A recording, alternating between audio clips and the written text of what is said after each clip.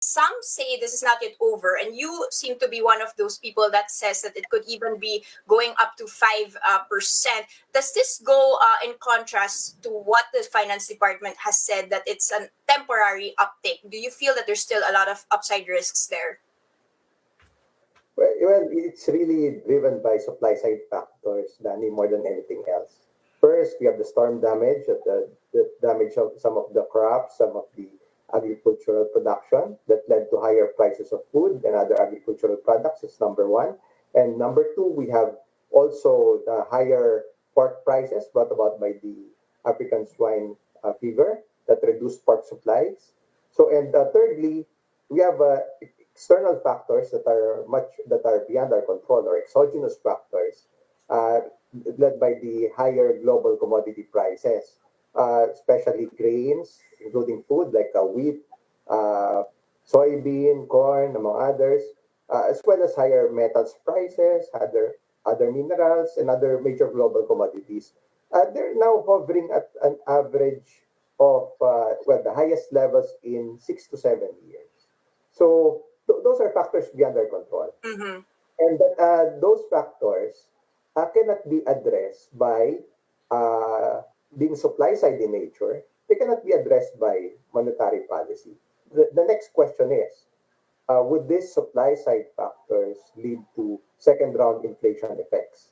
So, so as a matter of prudence, it would take a few weeks, a few months, and assess if there would be increases in the prices of other affected goods and services in the economy, especially if this would translate to higher transport fares, higher wages, and of course, everything else follows. Sir, how worried are you about the oil prices now breaching 60 a barrel? This was something, before this whole COVID-19 pandemic, wherein the oil prices, were beneficial in terms of our deficit. Now it's going back up. To what extent have we already priced that in when we're looking at the targets of inflation this year?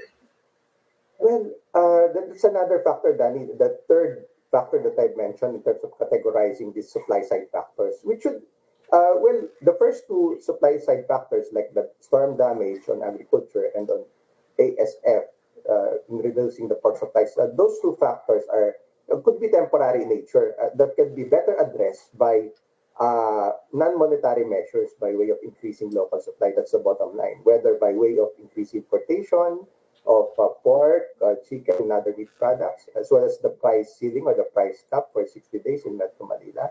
So, and at the same time, also the increased local production, and as well as sourcing in other provinces in region for pork, and new harvests and planting season for crops and other agricultural products. But this third one, this global factor, is exogenous to us. So it's a question also whether or not the businesses have the pricing power to pass on the cost. Would they Okay. absorb? Would they pass it to consumers? But given the relatively low demand, or there's a chance that some of these producers or manufacturers may also just absorb it, and they'll Yeah. have narrower margins. So those are the Okay. dynamics now. That's why it's supply side driven.